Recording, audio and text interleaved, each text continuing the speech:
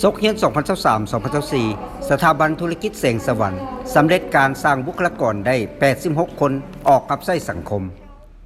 พิธีมอบให้ใบประกาศนียบัตรให้แก่ผู้สำเร็จการศึกษาระดับปริญญาตรีสาขาบริหารธุรกิจหุ้นที่2และปริญญาตรีต่อเนื่องหุ้นที่6วิศวกรรมซอฟต์แวร์คอมพิวเตอร์หุ้นที่1และภาษาอังกฤษหุ้นที่2ซกเฮียน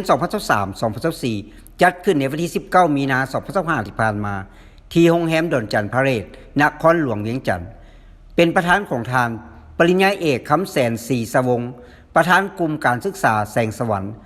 มีผู้ต่างหน้าจากบรรดากรมแผนกการสมาคมห้องการประธานสมาคมการศึกษาภาคเอกชนแขกถึกเชิญพร้อมด้วยพนักงานครูอาจารย์และนักศึกษาเข้าร่วมในพิธีดังกล่าวทานปริญญาเอกนางคำแพงพัฒดาวงศ์ผู้อำนวยการสถาบันธุรกิจแสงสวรรค์ได้ขึ้นผ่านการเคลื่อนไหวซกเฮียน2023-2024และแผนในต่อหน้าให้ฮู้ว่าในซกเฮียน2023-2024ผ่านมาได้มีการเคลื่อนไหวกิจกรรมเวียกงานหลายด้านโดยปฏิบัติตาม3ลักษณะ5หลักมูลการศึกษาคือได้มีการปรับปรุงบูรณะพื้นฐานโครงสร้างประกอบอุปกรณ์สิ่งอำนวยความสะดวกให้มีความพร้อมเพรียงรับใช้การเรียนการสอนพร้อมกันนั้นได้ยกสูงความสำคัญในการพัฒนาบุคลากรและได้ส่งพนักงานเข้าร่วมฝึกอบรมเวียกงานการสอนฝึกอบรมด้านการประกอบการธุรกิจสมัยใหม่เข้าร่วมบรรดากองประชุมเผยแพร่ข้อมูลข่าวสารด้านการศึกษาประจำปีนำสถาบันการศึกษาต่างๆได้ไปเยี่ยมยามสถานที่การศึกษาอยู่ต่างประเทศนำพานักศึกษาจัดกิจกรรมการแข่งขันกีฬาสามัคคีและได้ร่วมประกอบส่วนทางด้านศิลปะร่วมกับ5สถาบันและภายในกลุ่มการศึกษาแสงสว่างนอกจากนั้นยังได้ส่งนักศึกษาเข้าร่วมกิจกรรมอื่นๆอีกเฉพาะในซกเฮียน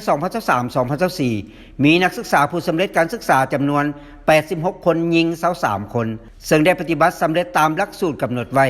การเข้าเรียนครบตามหน่วยกิจและผ่านการสอบเซ็งครบตามรายวิชา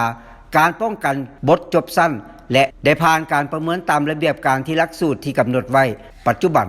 นักศึกษาดังกล่าวแม้นมีเวียกเหตุงานทำแล้ว90ส่วนห้อยต่อกับผลสำเร็จดังกล่าวย้อนได้รับการสนับสนุนและชี้นำพาอย่างใกล้ชิดของกระทรวงศึกษาธิการและกีฬาองค์การรวมไปถึงสังคมอ้อมข้างผู้ปกครองและนักศึกษา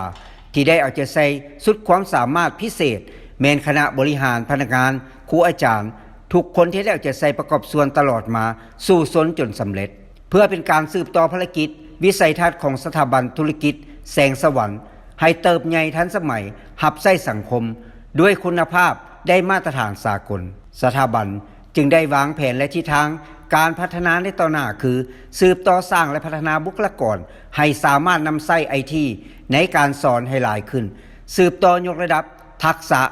บริการให้แก่พนักงานครูอาจารย์สร้างและพัฒนาคุ้มครองบริหารโดยการนำใช้โปรแกรมคุ้มครองต่างๆมาช่วยในการบริหารปรับปรุงหลักสูตรให้รับพ้องกับสภาพการเปลี่ยนแปลงของเศรษฐกิจสังคมปรับปรุงสื่อการสอนทันสมัยหันเป็นทันสมัยโดยการสร้าง QR Code บทเรียนต่างๆให้นักศึกษาสามารถเข้าถึงบทเรียนได้ตลอดเวลาและยังเป็นการประหยัดทรัพยากรสืบต่อส่งเสริมนักศึกษาทุกชั้นเรียนให้ได้ปฏิบัติตัวจริงนำสถานประกอบการให้ได้ห้อยส่วนห้อย